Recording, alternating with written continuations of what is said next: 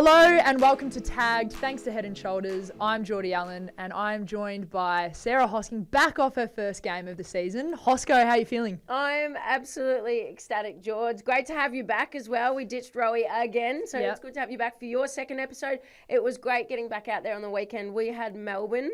It was just nice to get running around again, and there was a few chase down moments, just being back out on the park and getting to tackle. I'm sick of running in straight lines, so it was just really nice to be out there with the girls again. And in terms of where your head's at, like obviously a hamstring, you've done it a couple of times. Did you have any moments in the game where you were a bit unsure? My issue is I'm an all or nothing kind of player. Like there's no in between. So yeah, I do. I remember like the first contest that I was sort of involved in, the ball went straight over my head and I, thought someone was behind me, but I turned around, started running, and I realized there's a paddock in front of me. And in order to do that, you got to hit high speed. So, it was the first real test I'd really done for a long time. So it was nice in my head. I'm just going, please don't snap on me. Please don't snap on me. But it was okay. And there was another moment, Shally Heath, her from Melbourne. She's quick. Probably one of the fastest players in the competition. She found herself in a paddock and I found myself chasing her. So, still hung on, which I'm good, and I got through the game. So Great. Yeah. Hammy's in one piece. But you've actually walked off with another thing, which Kath has done a fantastic job of mopping up. Yes. Talk us through the little clash that you had. Well, it wasn't even my fault, you know what? So, normally in any game, like I said, I'm 0 to 100. There's no in between. It wasn't my fault. I'm trying to chase down tackle Tyler Hanks, and she's just kicked the ball. Mon Conti was there too. So the shiner on my face is Mon Conti's fault because she pushed Tyler Hanks, and subsequently her head ended up in my cheek. So you know what I love about it though? You're just like trying your absolute hardest to chase her down. You're just like you're like a bull in a china shop. You've just been let loose. Chains are off. Yes. And self-inflicted. It's team inflicted. It's a teammate. It's Mon Conti. It was her fault. I let her know about it at training day today too. So no, I am otherwise unscathed. But speaking of injuries, what was your age again now?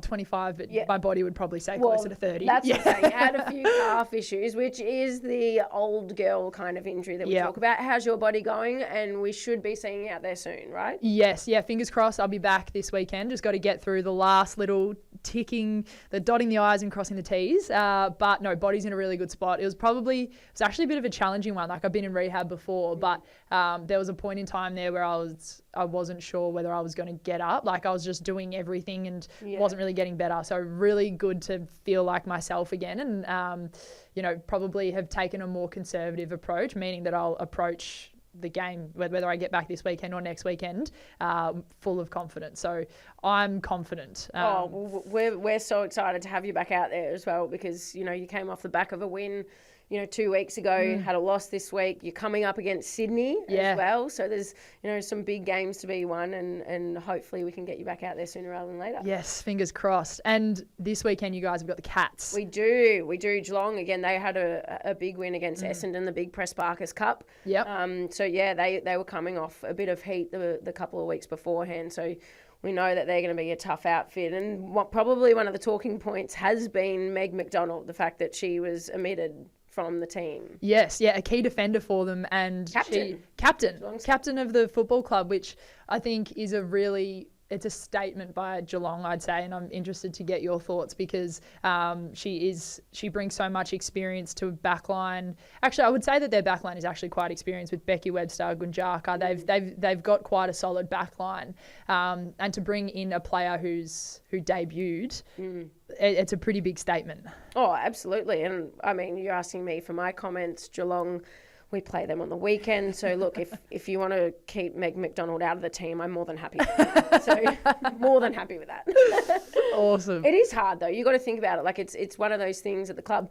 There's so much talk on the outside and, you never know what reasons it's for. Like, I love that Meg's absolutely dominating off the field as well in her commentary and everything she's doing. So, sometimes we don't know the real reasons. Is there soreness? Are you being managed? Is it a statement? Is it just for Meg to be able to find the love for the game? Is it just to go and play some scrimmage and, have a bit of fun and get a bit of freedom back? Who knows? Yes, I'm a fan of it actually, regardless of whether you're the captain. It's you're doing what's best for the team and the points that you made, then they could all be valid reasons for why someone's not selected. Yeah. Well, last week I want to chat a little bit because we were talking about cross-coders. Now, there's so many cross-coders across the competition, and our listeners are still getting to know Jordy Allen, you. So you also are a cross-coder. I've done my research. You were back from the Mornington Peninsula as well. I know you. I know your family.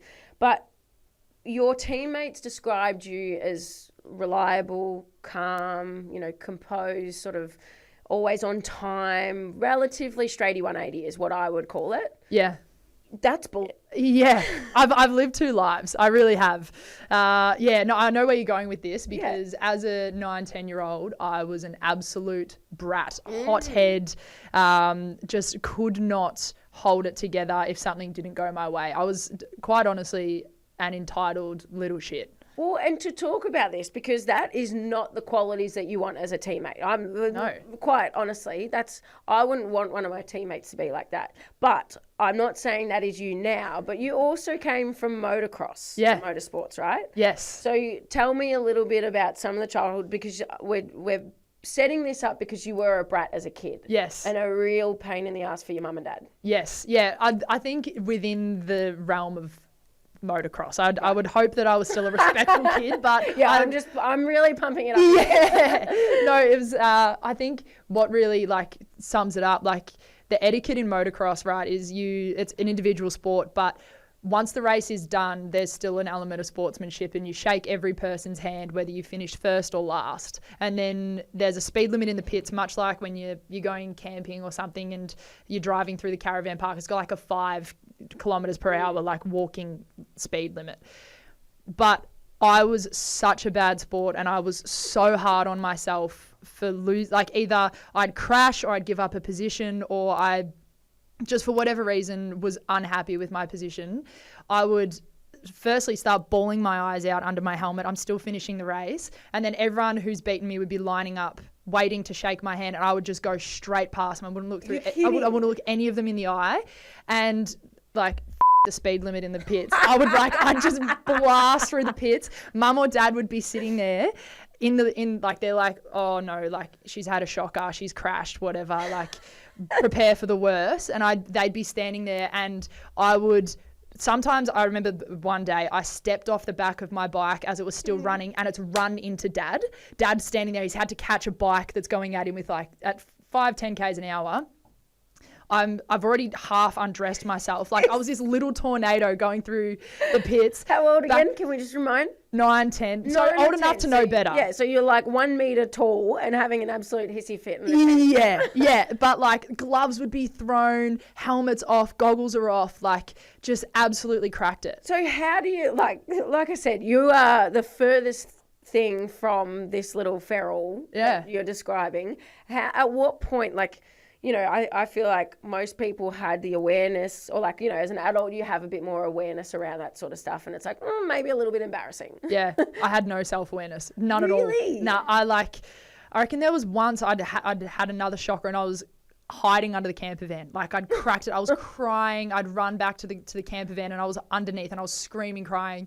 And I heard one of our neighbours who was camping next to us be she is basically said to my parents, you need to get her to pull her head in because she's an absolute. And that was the first time that I kind of was like, oh my God, how embarrassing. Someone else is noticing me carrying on. I had no self-awareness. But I think the thing that probably shifted the dial for me was my brother and we were offered a sponsorship at the same time. We'd, against all odds, put together some good races. And Darren, who was the head of the team that we were racing for, he has offered Jackson the sponsorship, no clauses. He's like, congratulations, you're racing for us. And then before he shook my hand and we put pen to paper, he's like, now, Missy, we have to have a chat because there's some things we need to address before you wear or represent this racing team. So you had a clause? I had a clause, and it was I wasn't allowed to throw, I wasn't allowed to disrespect, I wasn't allowed to crack it, I had to shake everyone's hand. And I think, I know, I actually had set rules. Otherwise, the consequence was I wouldn't just lose my sponsorship, and it was a zero tolerance. I couldn't, one strike and you're out. And it wasn't just my sponsorship that was on the line, it was my brother's as well. Wow. Oh, Teagues, what was that?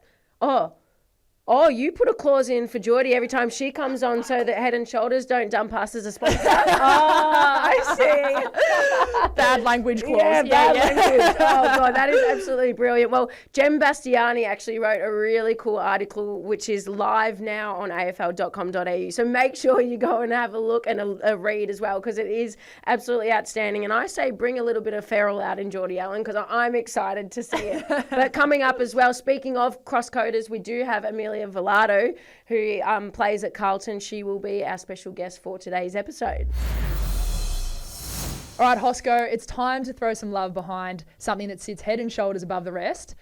Now, the week before we spoke about my coffee order. Yeah, the weird one where you change every week. Day. Yep. I'm going to throw another spanner in the works. I am a fan of canned coffee. Now, before you jump down my throat, I'm not talking about the stuff you get out of the fridge at Woolies.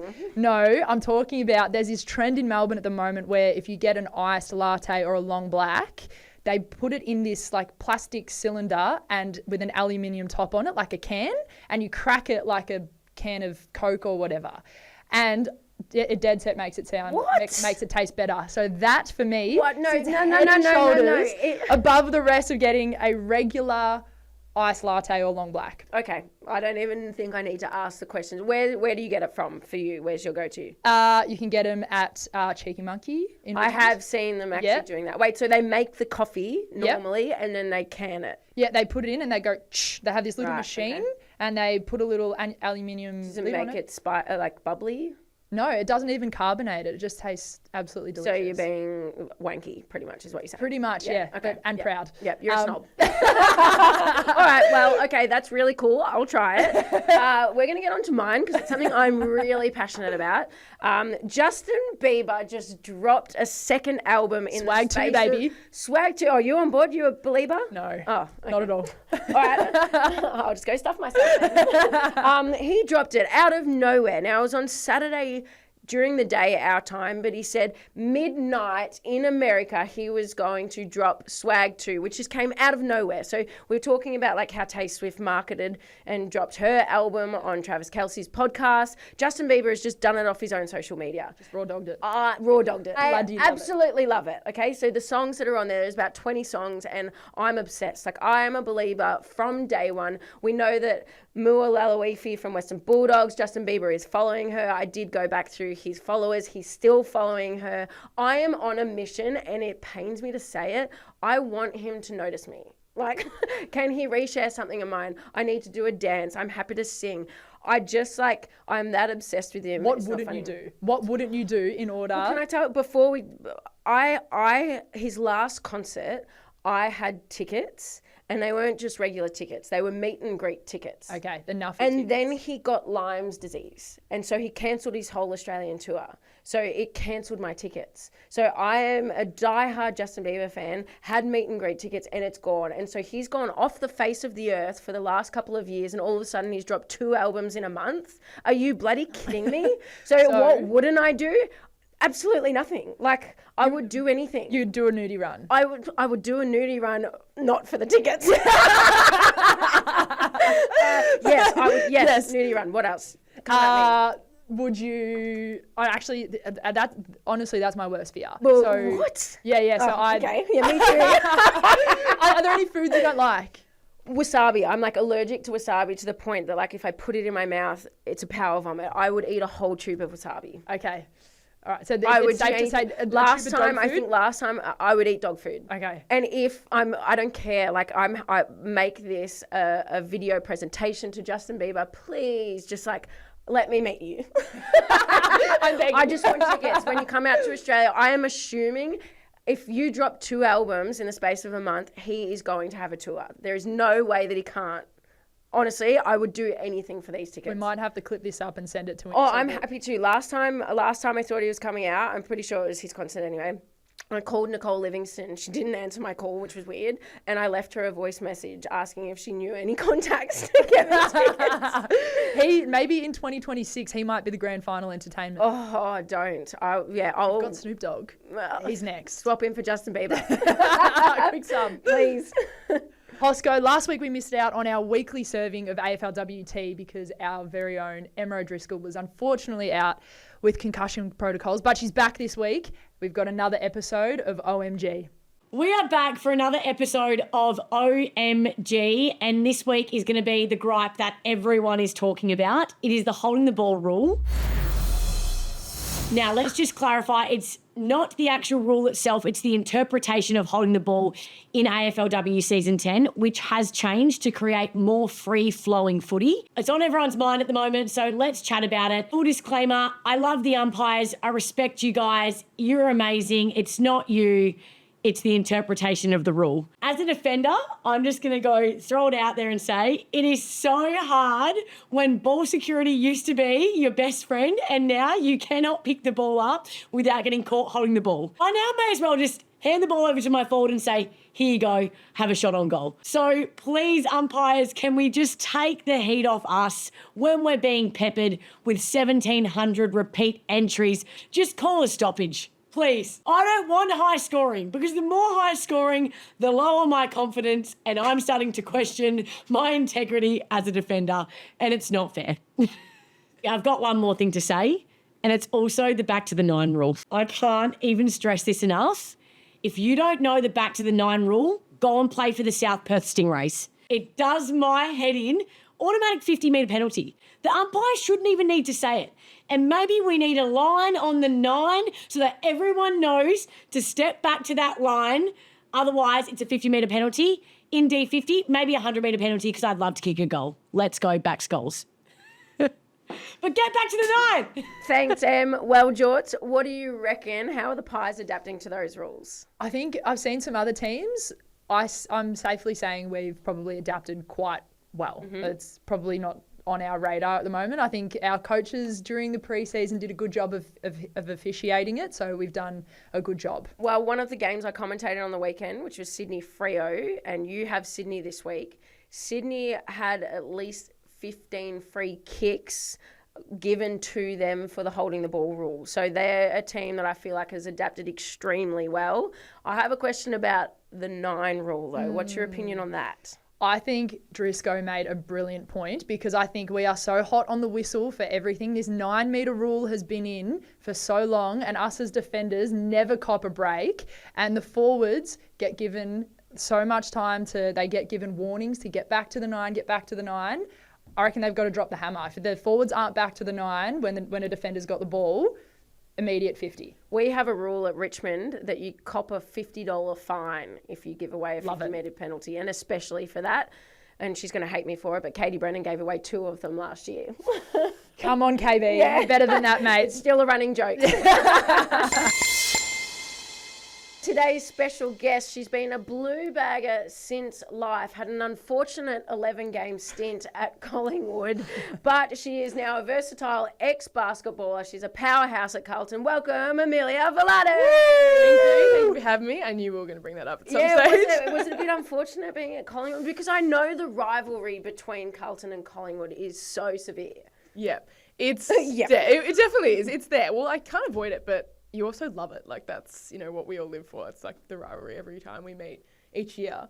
It was a shock, I think, for my family. My dad was mixed emotions early on, but no, I was so stoked to end up at Collingwood. Did they end up wearing Collingwood scarves to support you? This was a big thing. They did. It took Dad a while. Mum, I think, had the Collingwood ringtone set probably on my draft night, but Dad it took him a little while, but once I had the debut, he had to commit. And the Velardos adopted a few of us. They did. Yeah. Lauren Butler, myself. We had a few dinners at the Velardo household, so we were well looked after. Oh, I love that. Well, we'll crack into some footy talk very shortly, but I do have to ask, really hot topic at the moment is, are you watching The Summer I Turned Pretty? Oh, of course I am. What else would I be doing? In your spare time? Like, is it one of those shows at the moment, everyone's watching it. Yeah. I'm at the moment staying up too late and longer than I should be to watch episodes, right? Yeah. Are you Team Jeremiah or Team Conrad? I'm Team Conrad. Really? You know what? Jeremiah gained the smallest little bit of respect from me when he finally, spoiler alert. Wait. Are we going to? What are you up to? I'm still at season 2, like end of season 2. I haven't watched it, so don't look at me. Okay, I'll block my ears and talk to George for 2 seconds. Yeah, talk to me like I haven't. Quiet. I'm on the same page. You mean you know what happened? So I'd be concerned for it. Who did she Anyway. choose? Are we really going to do it? I can't do it. I can't believe you're starting this conversation not having caught up. I'm trying to. I only started watching like 2 She's days just ago. trying to remain relevant, Wills. Oh, yeah, well, it's giving. I was going to say, 'cause you dove into that like you were up to date, ready to go. Are you team Abby Mackay or McKay? Abby McKay? I say it's Okay, McKay. Sorry. Good start. I'm not Sorry. sure who Abby Abby McKay. McKay is. Abby McKay or Sophie McKay. Both of them have had brilliant seasons so far. Yeah. That's a tough one. And I'm kind of sandwiched in between the two of them in the locker room as well. Who's funnier? Sophie. Who's a better footballer? Oh, They're different footballers. Who's kinder? I don't. More thoughtful? I've known Abby for longer, so I've seen that side of her more. very diplomatic I like answer. this, I like Yep, this. yep. Who's most likely to answer your call in an emergency? Abby. Yeah, I still wouldn't back either of them. I'd probably be calling Abby in an emergency.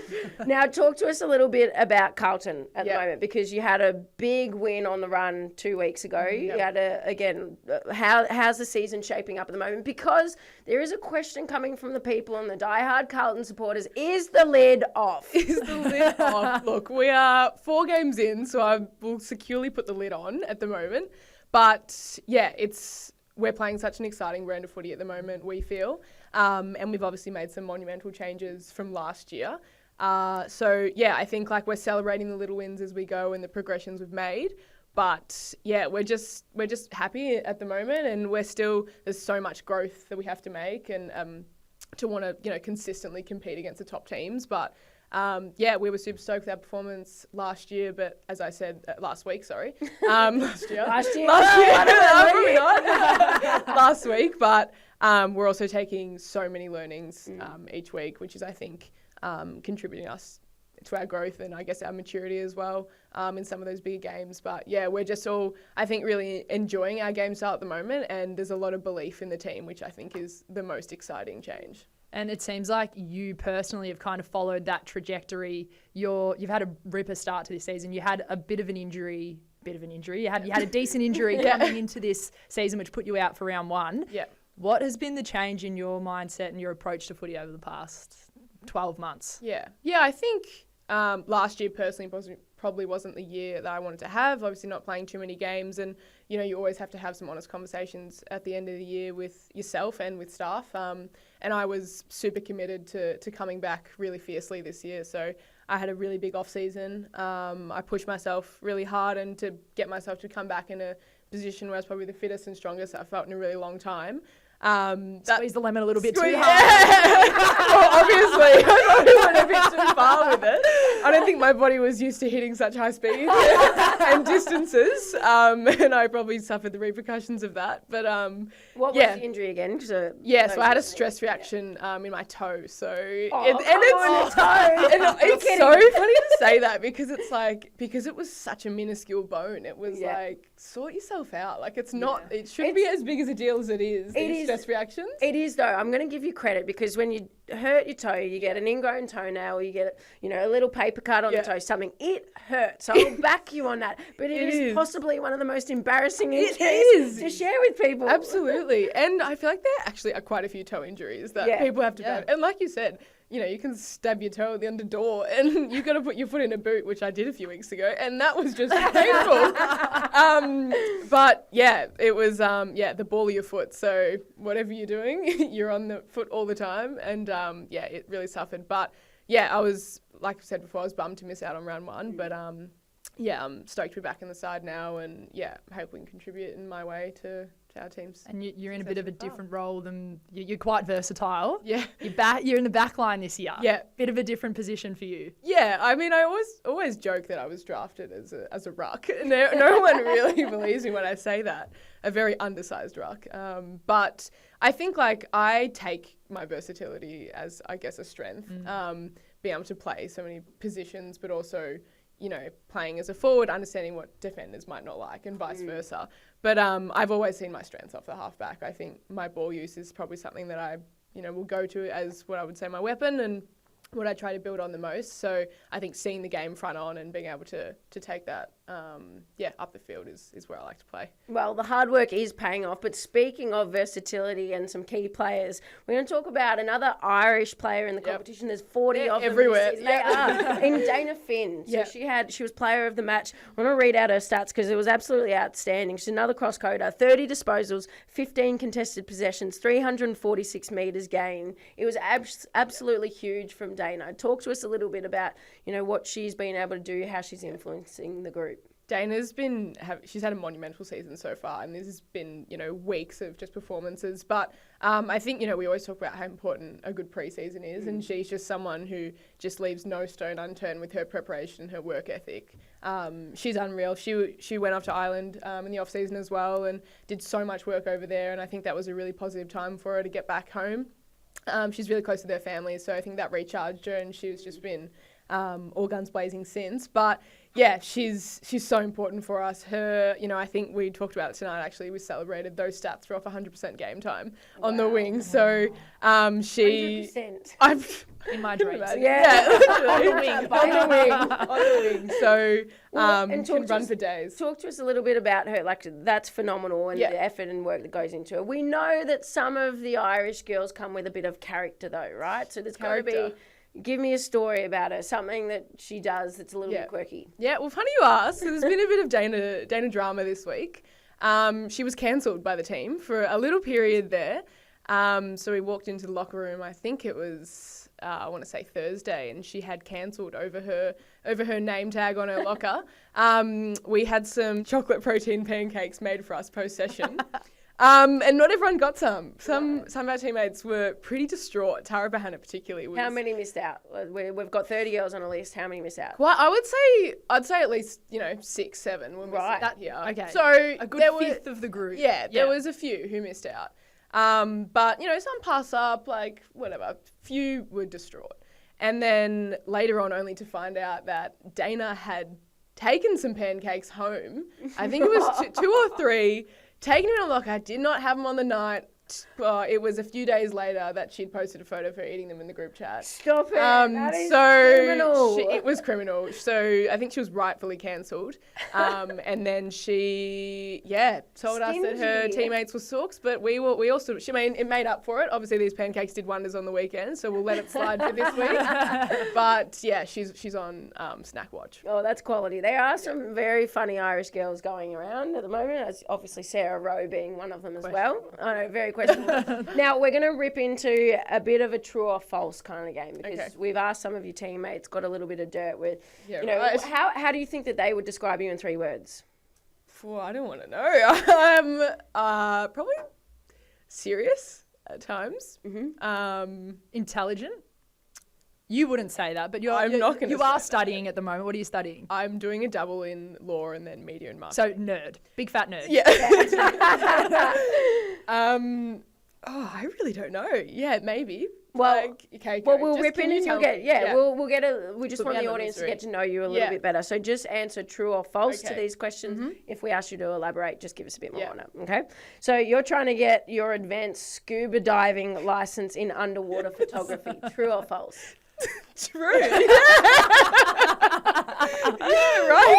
There we go. Are you going in the waters of Melbourne to do this? No, actually, I am yet to go diving in Melbourne. Right. But I am a open water certified diver, and then I did a bit more diving at the start of this year. And was just like, I need to go, be able to go. I want to go deeper. I want to do more and learn more. And right, okay, I love that. Now, tell me, are you obsessed with Taylor Swift? Absolutely, no shame. Does that make you guys rivals or friends? Because she's a believer. She's a hardcore believer. Big time. I think there's room for both. Mm-hmm. You have a weird obsession with the Sydney Harbour Bridge. True. You're really doing it. I don't need to elaborate on that. You love a dad joke. Yeah, true. Yeah, facts. You know that. You like to stick your fingers in people's mouths when they're yawning.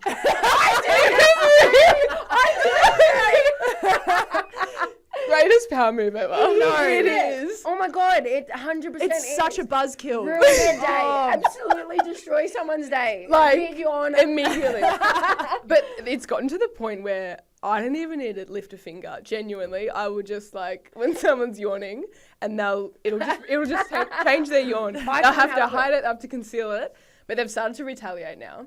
Ooh, So I've got to pick my poison. Pick your battles. Pick my time. Yeah. Well, that is all that we have. Well, time you've for really today. done some research on that. Thanks, Phils. Even Now, what to you guys are at home on Saturday. You've got the Suns at Icon Park as well. George, you've got Sydney at Vic Park, a home game. Richmond, we are also at our home ground, Icon Park. I know. But thank you very much for having us. This is Tagged. Thanks to Head and Shoulders. Thanks for having me. Bye.